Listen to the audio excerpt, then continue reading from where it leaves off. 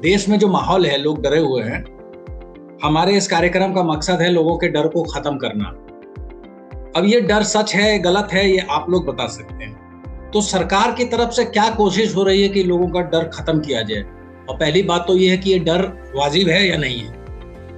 देखिए, पहली बात तो नमस्कार आपको बहुत बहुत मेरे को इस शो में इनवाइट करने के लिए। और मैं ये कहूंगी कि बहुत ही अच्छा कार्यक्रम आपने आयोजित किया है, जिसके माध्यम से हम लोगों की शंकाओं को दूर कर सकते हैं। पहली बात तो हमें ये समझना होगा कि कोविड आज भी हमारे बीच में से गया नहीं है। अभी हम नए वेरिएंट्स भी देख रहे हैं। अभी जैसे फ्लड वैक्सीन के वेरिएंट्स आए हैं करके, जहाँ पे 2 स्पाइक प्रोटीन में म्यूटेशन हुई है। तो अब हमें ये समझना होगा कि ये बेसिकली वैक्सीन क्या था। ये वैक्सीन, क्योंकि पेंडेमिक हमारे लिए it was a public health emergency of international concern, which means it knew no boundaries, और सारी कंट्रीज अक्रॉस द वर्ल्ड हमारी इन्फेक्ट हुई। जब ये इस तरह की सिचुएशन आती है तो हमारे scientist, experts, academia, committee members and जितने भी साइंटिस्ट हैं, एडवाइजर्स हैं, they all meet together and decide. So at that situation हमारा आंसर क्या रह जाता है कि कोई वैक्सीन हमारे बीच में जल्दी से जल्दी आए। ये सभी वैक्सीन जो है ये EUA के तहत बने हैं, यानी कि emergency use authorisation.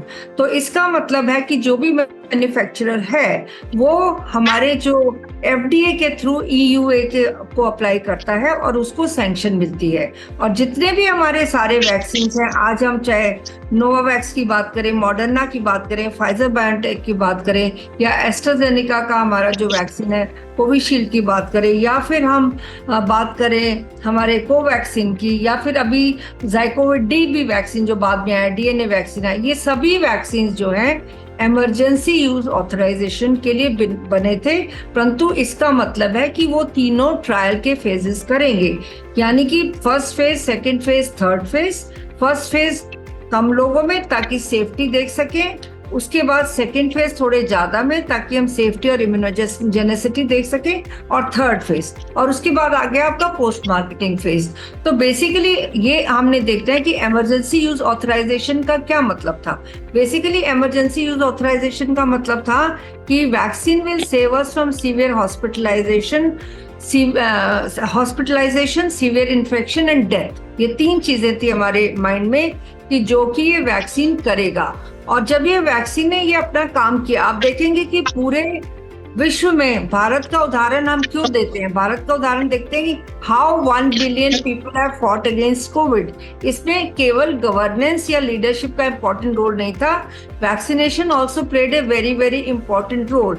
But definitely you see, as we are going ahead, virus was new, vaccine also was new, so people have got, we as individuals, intellectuals का हमारा अपना अपना राइट है।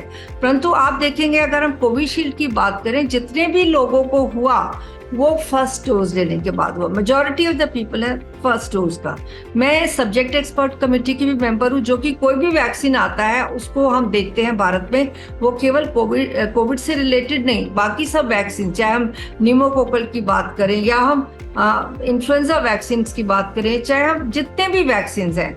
अब क्योंकि अब नए नए आप देखेंगे कि आप हैरान होंगे कि अभी एक नई प्रपोजल आई थी जिसको कि कोविड वैक्सीन को ओरल प्लेटफॉर्म पे, यानी कि उसको टॉक्साइड प्रिपरेशन के साथ मिक्स करके उसी प्लेटफॉर्म पे देने की बात हो रही है। और अमेरिका में ये निर्देश है कि जो भी मॉडिफाइड वैक्सीन अभी आया है वो, यानी कि Omicron based from the companies like Novavax या मॉडर्ना या फाइजर। सो बेसिकली ये वैक्सीन को 5 साल के बच्चों के ऊपर हर साल सबको वंस इन अ ईयर देना चाहिए। जहां तक अब भारत का सवाल है, हमारे कुछ आंकड़े आए हैं जो कि बेसिकली रिलेटेड है कोविशील्ड से। और अभी आपने जैसे कि BHU की स्टडी का जिक्र किया, प्राइमरली आपने देखा होगा कि हमने 222 लाख के करीब हमने डोजेस दी करके। तो हमें ये देखना है कि अल्टीमेटली ये हमारे जो लोग हैं, भारत एक 140 करोड़ का देश है पूरा, और इसमें अगर हमने इतनी सारी डोजेस दी हैं वैक्सीन की, तो कुछ ना कुछ साइड इफेक्ट जरूर होंगे। किसी भी वैक्सीन के साइड इफेक्ट होते हैं। तो आज की तारीख में सभी लोगों को मिनिमम 2 डोजेस वैक्सीन के लग चुके हैं। और most of the people, Omicron का जो वेरिएंट आया वो हमारा वेरिएंट ऑफ सपोर्ट था, ना कि वेरिएंट ऑफ कंसर्न, क्योंकि उसने क्या काम किया, सबको इन्फेक्ट भी किया, पर माइंडली सब लोग इन्फेक्ट होके चले गए करके। सो इसलिए सब इन्फेक्टेड भी थे और सब लोग वैक्सीनेटेड भी थे, तो हमने ज्यादा इस तरीके की ज्यादा वो नहीं देखी करके। तो परंतु मैं यही कहूंगी कि अब आज की तारीख में हमें क्या करना है कि लोगों में भ्रांतियों को दूर करना है। लोग वैक्सीनेशन ले चुके हैं, हमें उनको पॉजिटिव वे में, देखिए आज की तारीख में अगर मैं वैक्सीन ले चुकी हूँ और मैं कहूँ भाई फलाने ने वैक्सीन ले लिया और उसमें ये साइड इफेक्ट हो गया, तो मुझे सोच के डर के कोई फायदा नहीं। आज की तारीख में ये है कि मैं अपने, अगर मैं डायबिटिक हूँ या हाइपरटेंसिव हूँ, मैं, मेरी नीड क्या कहती है कि मैं डायबिटीज और हाइपरटेंशन को कंट्रोल करूं, मैं एक हेल्दी लाइफस्टाइल को जीऊं, मैं अपनी जीवनचर्या या जीवन शैली को ऐसे बनाऊं जिसमें कि बैलेंस डाइट का संयोग हो, जहाँ पे मिश्रण हो मेरी एक्सरसाइज का भी, मैं योगा भी करूं, मेडिटेशन भी करूं। ये सब खबरें एकेडमिक पॉइंट ऑफ व्यू से, साइंस पॉइंट ऑफ व्यू से ठीक है, परंतु अगर हम कॉमन मैन तक पहुंचना चाहते हैं, हम आज नहीं चाहते कि वो वैक्सीन की डर की वजह से उसको एंजाइटी न्यूरोसिस हो जाए। आप देखेंगे कोविड भी एक नया डिजीज था हम लोगों के लिए, जैसे कि डॉक्टर अमिताभ बार बार कहते आ रहे हैं कि Covid is a new disease, we all have been learning over a period of time.